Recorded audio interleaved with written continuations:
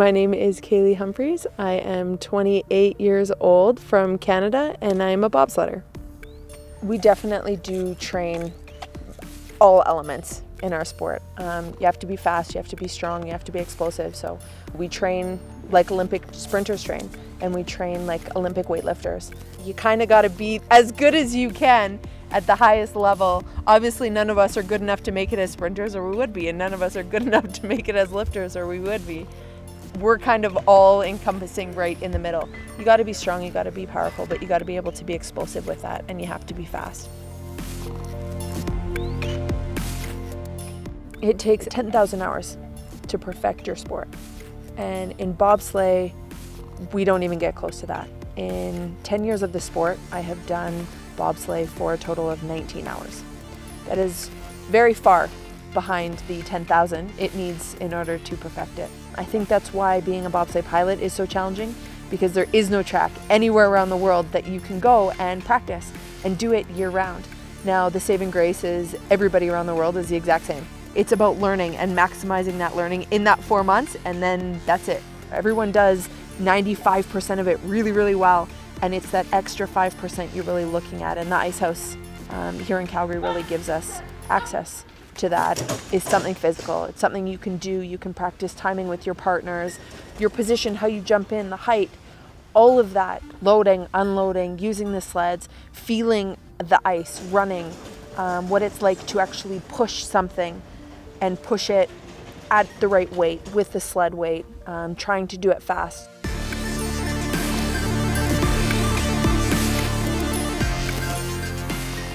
You can do a lot of sprinting, you can do a lot of weightlifting, but those aren't what we do. We push a sled. And yeah, we can push cars, great, but that's not pushing a sled. I expect to go and win in Sochi, and I'm training, planning, and preparing in order for that to happen.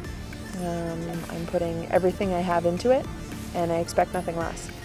And I expect that from my teammate as well. We spent about 5 months on tour together, so I got to see all different sides of her, and she does have a really strong personality, really intimidating when I first met her, but right away she came up to me and she was really personable, really interesting, and she made me feel comfortable right from the start. And I didn't expect her to be so feminine. Like, she loves, to get pedicures, everything, the whole works. There are definitely two souls in my chest, for sure. Bobsleigh is a boys' club. It is very much a male-dominated sport, but I think that's part of why I like it.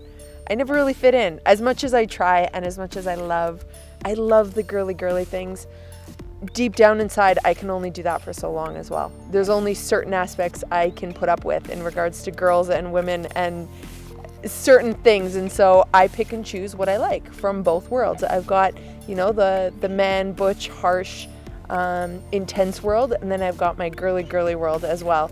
And I like to be right in the middle, the rose between two thorns in essence, and I just draw from each in each aspect that I like. My family is a strong basis as to why I'm so successful, 100%. My family and my parents have always believed in me and my sisters, allowing us every opportunity in order to be successful in any aspect. My sisters support me, I support them. All three of us are extremely different, which is so great. Without them, there is zero chance I would be where I'm at today, and I can tell you 100% there's no way I would be able to continue on or move forward without the love and support that they give me. I've always wanted kids, always. And I think that's why this gives me an excuse to pour all of that into her, which is great. Sport, you make sacrifices in sport, and family is one of those sacrifices. But for now, I've got sport to finish up, and I've got all my goals and dreams, and I'll finish up there and then move on. But definitely kids are something that I want for sure.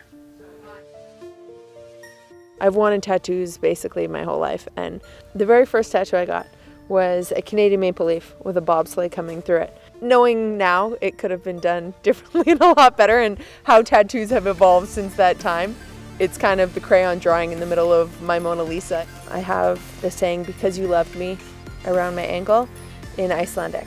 I had both my grandparents pass away within 3 months of each other, and I had tried to come up with something in memory of them, and then it kind of turned into a whole leg piece. And I've got a guardian angel at the very top of that as well.